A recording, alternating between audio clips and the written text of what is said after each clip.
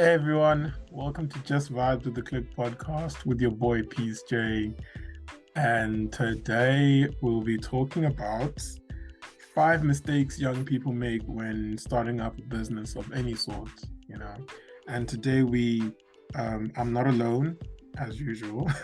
I have not a guest but a regular member. I'll let them introduce themselves. Hey everyone, my name is Yongama Mayaba, and I had chicken chow mein for dinner. Oh, okay. Chow mein. Yeah, I just wanted to say that because people always say weird things when they're introducing themselves. So I was like, okay, why not tell you guys what I ate? Okay, man. Okay, dude. So, since this is like a business educational episode, just to start off, what business would you want to take over right now, and why? Okay, so I think the obvious choice is Escom, so I'll go for that one, and that's purely because I think there's a lot that needs to be solved. There's a lot that needs to be tended to when it comes to that, and I feel like I've got solutions to that problem. It's just that I don't have the right channels to use the information that I have or provide the solutions. But I do think, given the opportunity, if I was the CEO of Escom or I had a major role in that company, I would be able to basically redefine Escom, do some rebranding. I think I'd be able to do that very well. You're fixing the country. We like that, bro. We like that. What about you? Personally, I would take over a football club because if run correctly, the profits that you can gain at the end of the season, they can be really fruitful. So yeah, I would pick a football club. Makes sense. So let's start off. So guys, this episode is literally just to help you guys if you're thinking of starting a business of any sort. Just take these points that we're about to talk about into consideration before you start. Okay. So the first one is understanding your target market, right? And by that, what we mean by that is, would your target market want to buy your product? So that comes down to, will they want to consistently buy your product? You see, because you need to understand that if the people who are buying from you are just buying to support you or buying from you because they like your product, you see, or service. It depends on what you're rendering. So yeah, that's the first one. Okay. I think that's a very interesting topic. It's something that I've covered in school because I'm studying corporate communication. So I think it was in second year when we covered this. And what I noticed is that clients tend to be loyal when you offer them convenience. So whatever product or service that you're willing to offer, you need to be able to make it benefit the customer, for lack of a better word. Yeah. Right? So whatever it is that I'm receiving needs to make me happy. I need to feel like whatever it is I'm purchasing, whether it be a product or service or whatever, is worth the money that I'm spending. You see. And the thing is, it's the whole thing of, is what you're buying or is the service that you're getting, are you going to buy it again? you know, because then it's just going to be like a one-hit wonder, you know. People only like you for the moment, or people only like your product or service for the moment, you see. So when you're looking into like producing something, you really need to understand your target market, guys. Like that's literally your bread and butter, because without them, you will not be able to make the necessary sales that you need, and your goals will not be reached. So yeah, just take into consideration who you're selling it to. Number two is marketing, right? And just to add on that is, you need to understand that WhatsApp statuses is not enough. Okay, you guys need to use other platforms other than WhatsApp statuses.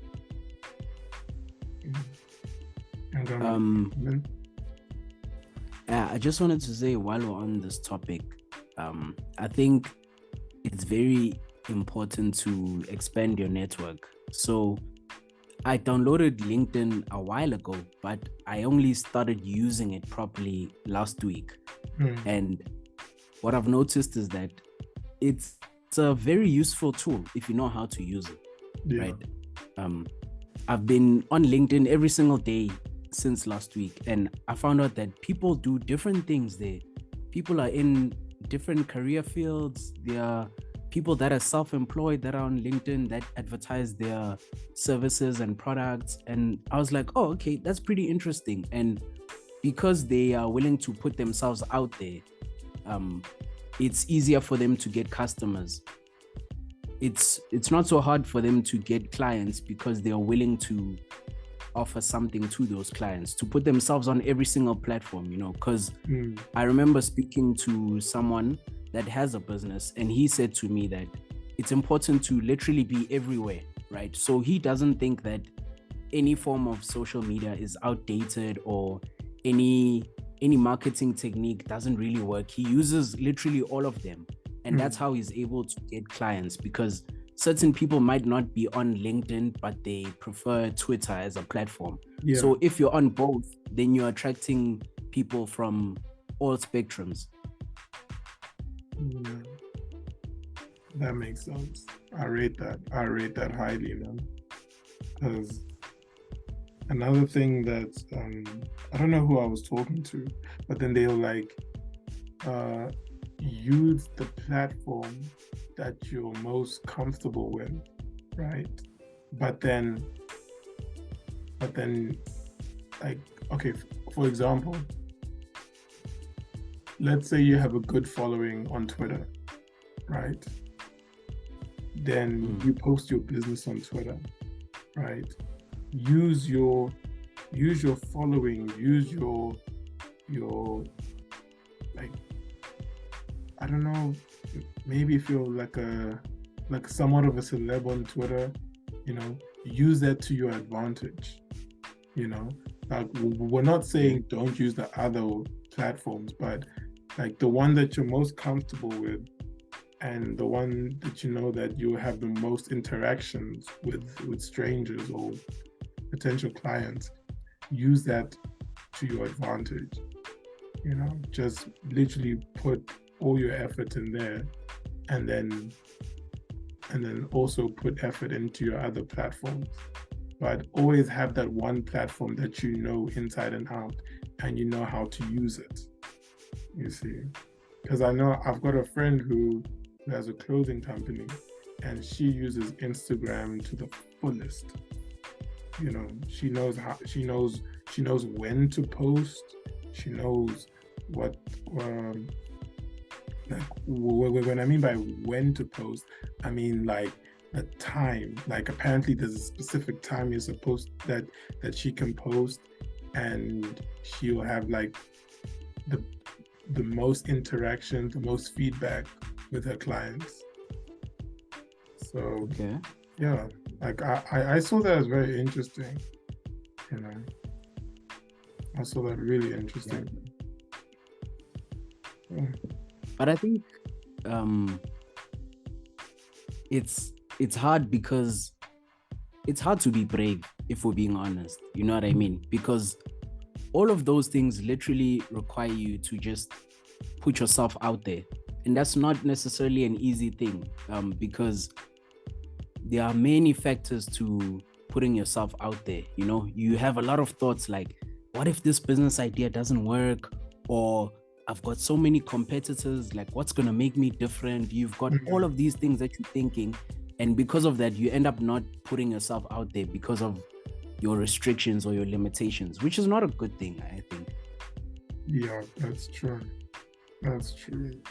Because now you're doubting yourself, and then you have a great idea, but it will never leave your head because you feel like maybe you're arriving late to the party, you know?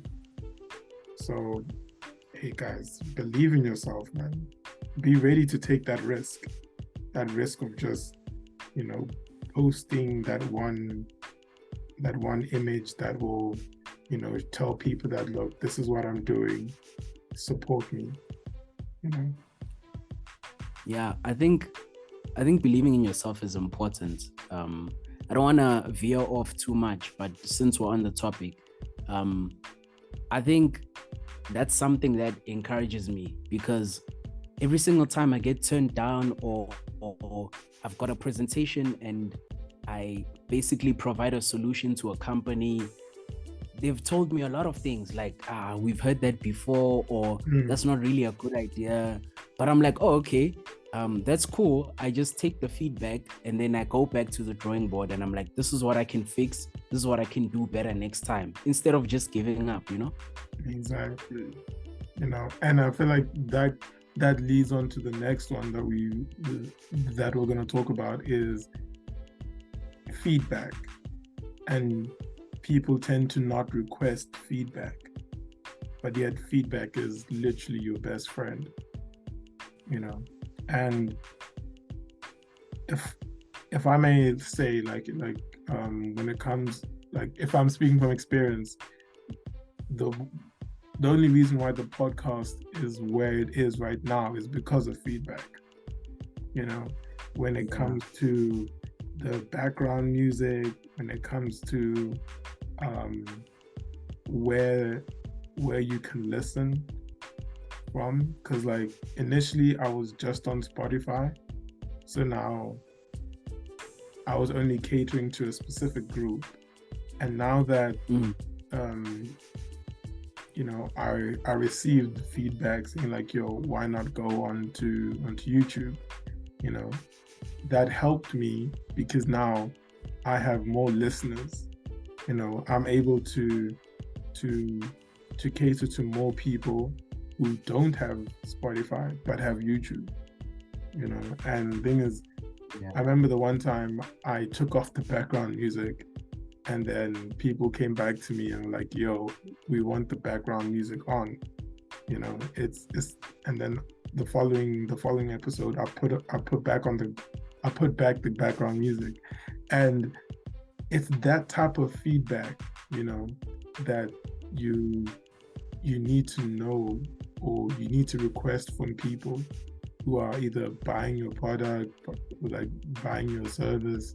Like, you just need to know, like, feedback needs to be your best friend, because I don't think you can grow without it. Wouldn't you agree, Yongi? Yeah, I agree, but I also think it depends on who you're getting the feedback from. There's some feedback which is detrimental to your organization or to your business, because what I've noticed in business is that there's no business that can satisfy absolutely everyone, you know. So it doesn't matter what it is that you do, you will never get to a point where everyone is entirely satisfied with your product or your service, you know. So taking feedback, as much as it is important, it's important to take it with a pinch of salt, you know. Okay, yeah, get that.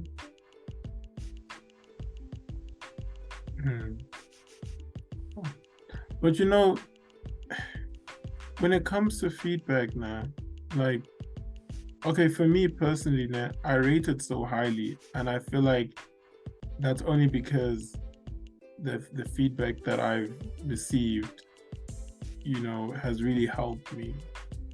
When it comes to the podcast, when it comes to my printing business, you know, like it really helps me. And the thing is, not everyone, okay, not everyone will provide you the best feedback, you know. Yeah. So I guess that's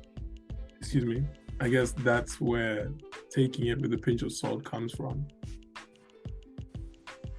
Yeah, it is. Yeah, man. So moving on to the next one, is the lack of commitment, right? And I connect that with people starting a business for the wrong reasons, right? And Okay. I feel like when you're doing something that you don't enjoy, you lack commitment.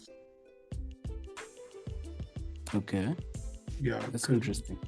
because now, like, for obvious reasons, you're just, you feel like it's a burden. You're not putting like you all into it. And now, I don't know, maybe a month, 2 months down the line, you stop doing it. You stop doing it. You stop caring, or it gets to a point where now you're actually losing money because of it, because of your lack of commitment. Because if you're not providing what you are meant to provide at a specific standard, now obviously your clients are not going to be happy, and now all of a sudden now you need to pay them for that, or like not pay them, but you start losing money. You get me? Okay, while we're on that point, I just want to mention something that I think is important. So I think with the lack of commitment, people won't commit to something they're not passionate about, So as much as money is very important, it shouldn't be the foundation of the genesis of your business, right? So when you start a business, if you're going into it thinking, yeah, I'm gonna make a lot of money from this thing, I mean, you could have that mindset, but I personally don't think it's the right one, because I don't have a business, but from what I've observed from people that have businesses, what I notice is that the people that are passionate about what they're doing are the ones that are more likely to succeed, right? So if you're passionate about something, it can be anything. I know a girl that's passionate about clothing, right? She's determined that she's gonna start her own clothing line, and people may not see it now, but I think if she pushes, she might actually be able to get to that point where she has her own company and she's got her own line and people are buying her products, and she's very successful, because to her, as much as, yes, it might be about the money, she's passionate about it as well. So the point that she's at now, she's willing to push more until she gets to the point where she's made it basically in that industry, or people know who she is, at least in South Africa, if not in the whole world. You understand? Yeah. So what I've noticed is some people try different things, but they're not passionate. So when you're not passionate, it becomes easy to give up, and you're like, you know what? I wasted my time, I wasted my resources, I wasted my money. Then you just end up leaving it anyway. Exactly. And I feel like that also correlates to the first point that we made when we said that you should understand your target market. I feel like you should also understand yourself. You also need to know, like, is when you wake up in the morning, are you gonna feel like this is a burden? Because when it starts to feel like a burden, you no longer want to do it anymore. Now it's become a thing of, yeah, why am I still doing this? And then what happens? You stop doing it. And that's the difference between someone who enjoys what they do and someone who sees it as a burden, because someone who enjoys what they do will not quit. You know, they might feel discouraged at one point or maybe a few times, but they won't quit. You know, they'll just keep pushing. So for those that are listening, just make sure that what you choose to do and what you're doing, you are enjoying it. You know, because if you're not, well, stop now or it's gonna make you stop later. Yeah, I think also people are scared to change their minds about the decisions that they've made, right? So I have this one cousin of mine, which is a pianist by profession. That's what he does. That's his job. He plays piano, but he started as an accountant and he studied accounting. He got his degree. He worked in an office for something close to a year. And then he was like, this is not what I want to do. It's not really me. I'm not passionate about what I'm doing now. And then he quit and he just became a pianist because he already played and he knew what he was doing. Like, he was smooth with the keys. He was like, you know what? Why not become a pianist? And till today, it's actually working pretty well for him. He plays overseas. He'll be out of the country for a while and then he comes back. Then he has gigs in South Africa. So what he's doing, because it's something that he loves, is making money for him. And a lot of people will be like, music doesn't have money, bro. Like, why would you do music full time? It's not gonna work. Like, what are you gonna eat? How are you gonna pay rent? These people are struggling. They don't have money. And I look at my cousin and I'm like, this guy has money though. And he's got a lot of it. He's not struggling, you know? So when we had the conversation, he said to me that follow what you're passionate about and then make that thing work for you. So follow your passion and your passion will make you money. Exactly. And then I was like, that's interesting. I didn't think of it like that. Exactly. You see, nice. And I feel like even who is this? Like even sports players, right? Like I know that I know like they're not into like business, but like they were passionate about what they do. You know. Yeah. And now, you get people you get paid for playing in a World Cup. You get paid for playing in the Olympics. You get and these are individuals who are passionate about what they do. True. So taking that back to business, like with your cousin, he was able to make the decision to be like, you know what, this is what I'm passionate about. This is what makes me happy. And when I'm busy doing it, I'm not regretting, I'm not feeling some type of way about it. You see? Yeah. But I hope. But, because I feel like if you, excuse me, if you're literally just someone who's just gonna,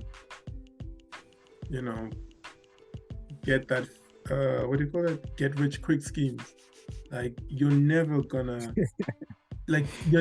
be happy, but then you're gonna lack a lot of commitment because the reason why you're doing it ain't it. You just want it, like you're just there for the money, which is like most business, but then like you're just not committed to one thing. That makes you unstable. Plus it will make the people around you to be like, oh, we can't really purchase from this person because this month he was selling t-shirts, now the other month he's selling you know, eggs. Then the other month he's selling, you know, tires. And you're like, what does this man do? You know, it's always a new Yeah. business. It's never one consistent one, you know. So yeah, man. Yeah.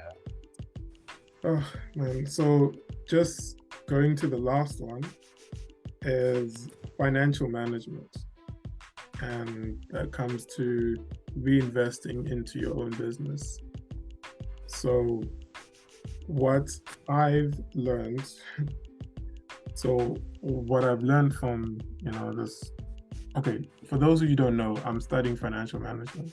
And when it comes to the tests and all that stuff and the examples that we get in the test, it's always people, you know, reinvesting the money into their business. Obviously, yes, they'll take profit, but it's always important to reinvest into your business to make it grow.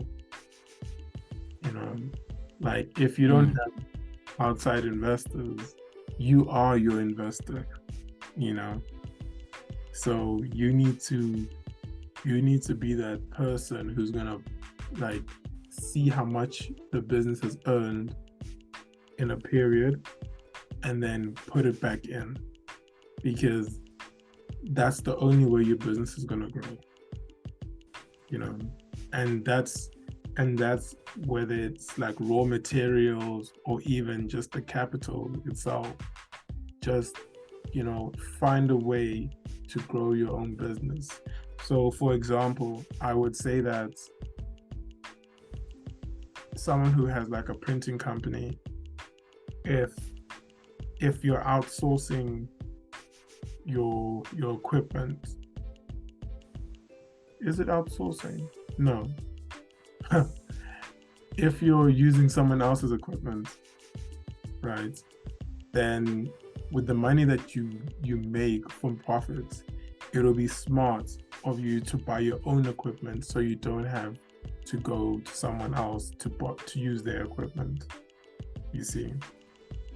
Yeah, fair enough. You know, so that's one way of reinvesting into your own business, because imagine paying someone else for something that you can also do yourself. You see? Yeah. Well, okay. Oddly enough, when I think of investment, I think of that meme. You know that video where that guy's like, "Tengisa makwinya, uthatha imali yamakwinya ufake ku Forex, and then boom, uthenga Gucci, uthenga Versace." Like that's what I think of whenever I think of investing. That meme just comes to my mind. But yeah, I think it is important to reinvest in your business, you know, and that comes in a lot of forms. You know, some people they'll do it in the form of capital, so like money. Other people do it in the form of time, you know, so they'll spend a lot of time drawing up plans or thinking of ways to develop or reinvent their businesses, which makes sense as well. Or some people will just do it in the form of resources, so they'll think, okay, this is what we're using now and it's working, but if we add in a different element, or if we use this resource that we didn't use before, this is how our business can grow. It can grow. We can produce 10 times what we're producing now, and we'll be better at what we're doing, you know? So I think basically reinvesting in any form is very important. Yeah, totally agree, man. Totally agree. And guys, don't eat the money. Don't eat the money, guys. Because now, imagine you got like things, you make good sales, and now you know, now you've got like this money in front of you. And now you want to go buy this, you want to go buy that. That has nothing to do with the business at all, you know. And now when it comes to the business, now you're like, now you're stuck, you know. Now you're stuck. Now you don't have enough money to buy more equipment. You don't have enough money to replace and equipment. You don't have money for stock, you know? Like, all I'm saying, guys, is don't eat the money. Be Well, be smart about it. it depends because there is a small portion that you're gonna use. You know what I mean? Yeah, Especially if it's money you've never come across before. Let's say you've never had 10K and you get your first 10K. You're not gonna use all of it wisely. You know what I mean? Like, as soon as that 10K comes in, you're like, yo, I need to go buy some new shoes. I need a new outfit. Like, I need to look good. You know what I mean? And also, when there's 10K in your account, for some reason, you don't feel like cooking. You're like, let me just go to a restaurant and go eat and enjoy my money. You know what I'm saying? Your business will suffer. Not all of it. No, but I've seen it on Twitter, dude. Like, a sharp payday comes in, you know, next thing, boom. Before the 30th, you're broke. And you're like, wow, how? You know? Like, dude, remember that reel I sent? No, okay, I didn't send it, but I posted on the group chat. That Which one? What's that one? The one where like the guy tells his friend, "Yo, I got 8 out of 100," and then now he's like, his friend is reprimanding him and be like, "Dude, you're eating noodles 3 times a day because you spend like 6 clipper on groove." You see? Yeah, I remember. Exactly. Dude, nah, man. We can't be like this, guys. We can't. You know? No, here's my argument. My argument is, I do agree with you. We're not disagreeing, right? Yeah. But what I'm saying is, if there's a little bit of money that you can waste, I don't wanna use the word waste, but for lack of a better term, let me put it like that, right? I get you. Then if you can afford to do that, then why not? Just a little bit, right? I'm not saying all the money that you make, now you must go have fun, you must go spend all of it, you know, go to the clubs and spend it with the babies. That's not what I mean.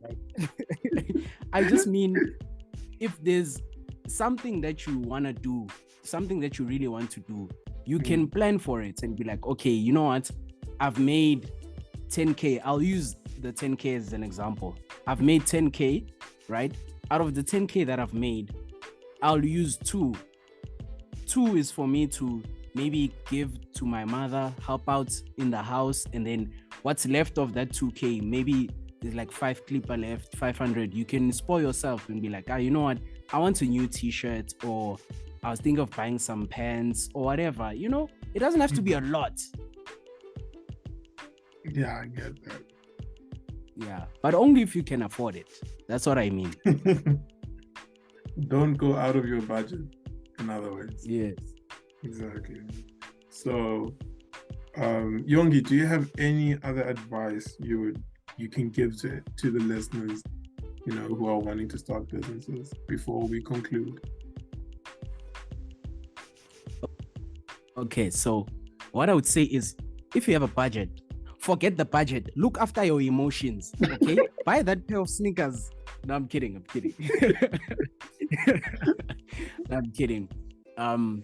But let me be serious. I think what's important is to, besides the things that we've listed, what's important is to know yourself and to know what you will thrive in, what your interests are. Once you figure that out, then you can figure out which industry you will actually succeed in. If you do something that you're passionate about, you're more likely not to give up on it. So that will be my last thoughts, is for people to know and understand themselves and then follow their passions. That is so sweet. That is so sweet. You're really caring for the community right now. But yeah, guys, just to add on to what Yongi said, just be passionate about what you're doing. If you're passionate about what you're doing, you will be committed, you know, and, you know, just understand who you're selling it to, you know, because that's also because they are the people who are going to be buying your product, you know. So yeah, and don't be discouraged, you know. Don't feel discouraged thinking that you're coming to the party late.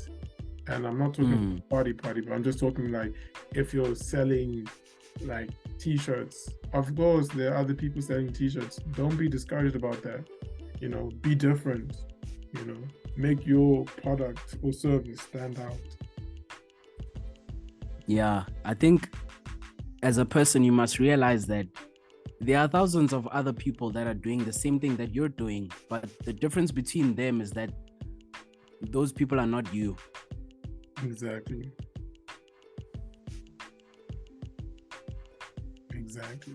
So with that being said, I just want to thank Yongi, you know, for taking the time to come here and educate, you know, the people about, you know, how to start a business and what to look for, you know.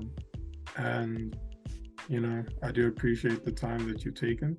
And guys, I really hope this episode has, you know, helped you guys, you know, in many ways, you know, and I hope it's given you the encouragement that you need to start your own business, you know, because if there's one thing I really like is when the people around me are starting businesses, because I like the fact that they're making their own money for themselves, you know, like they're putting in the effort for themselves. Like I really like that, you know. So if you want any advice, any guidance, you know, you can always speak to me or Yongama, you know, and, you know, we'll try help in any way possible. You know, Yongama will kindly donate 10,000 Rand to your cause, but, you know, personally, I will give you my support. What? With that being said, thank you guys. Oh man. And don't forget to share this episode if you thought it was, you know, good for you, if you feel if it was informative, you know, please do share. If you guys are listening from YouTube, subscribe if you like it. If you like this episode, subscribe. Yeah. Thank you. Cheers, guys.